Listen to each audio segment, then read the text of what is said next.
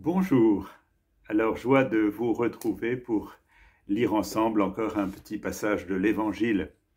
Alors l'Évangile d'aujourd'hui et celui d'hier nous emmènent dans cette ville de Jéricho. Vous vous souvenez, Jéricho dans l'Ancien Testament, c'est cette ville qui était barricadée, où personne n'entrait, ne sortait. On a ça dans le livre de Josué au chapitre 6.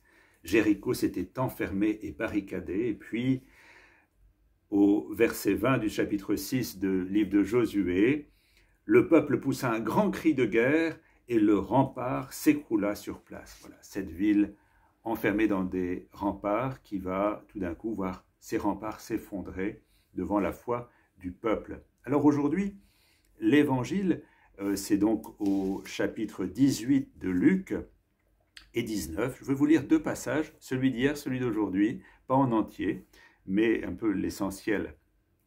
Alors, au chapitre 18, verset 35, « Or, comme il approchait de Jéricho, » voilà, Jésus approche de Jéricho, « un aveugle était assis au bord du chemin, en train de mendier.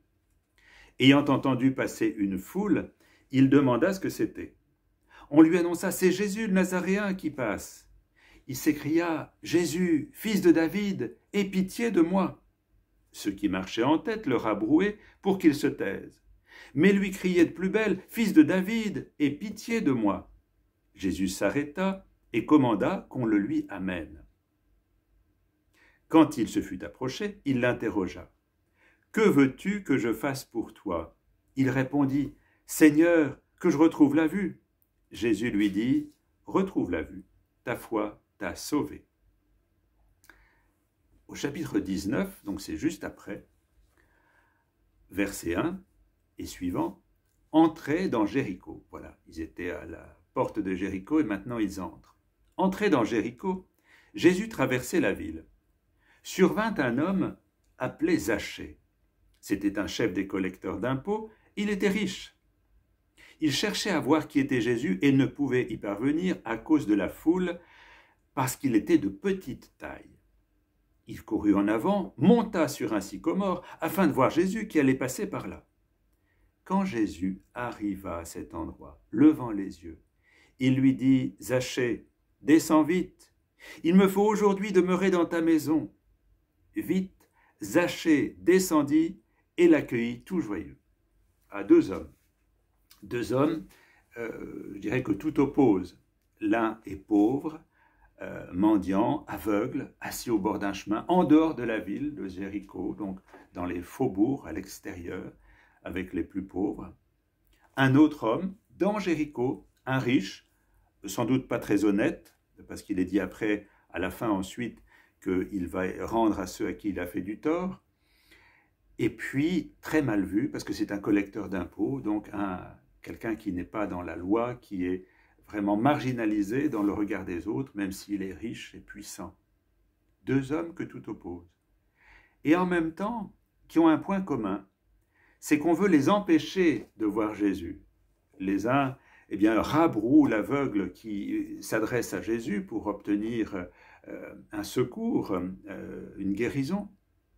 Et les autres font un rempart de leur corps pour empêcher Zachée de voir Jésus et de le maintenir en dehors, comme un mur, un rempart entre Zachée et Jésus. Et les deux vont avoir cette audace de crier vers Jésus. L'aveugle va dire « Jésus, fils de David, aie pitié de moi », on essaie de le faire taire. Et Zachée, c'est un cri silencieux. Il monte sur un arbre, il essaie d'aller au-delà de ce rempart qui est entre lui et Jésus pour apercevoir, ne serait-ce qu'un instant, le Christ. Les deux, l'un a un cri, l'aveugle, l'autre, ce petit homme très mal vu, va manifester son cri en montant pour essayer d'apercevoir celui qui pourrait le rejoindre. C'est un espoir fou parce qu'il n'a aucun mérite à présenter. Et pour les deux, il va se passer quelque chose d'extraordinaire. Pour l'aveugle, au bord du chemin, en dehors de Jéricho, eh bien Jésus lui dit, l'a fait appeler, faites-le venir. Et puis il va rentrer en relation avec lui en lui disant, mais qu'est-ce que tu attends de moi? Donc il va rejoindre le désir profond de cet homme qui est aveugle, qui est pauvre. Et l'aveugle va pouvoir déployer son désir. Jésus n'impose pas, il dit qu'est-ce que tu veux, qu'est-ce que tu attends.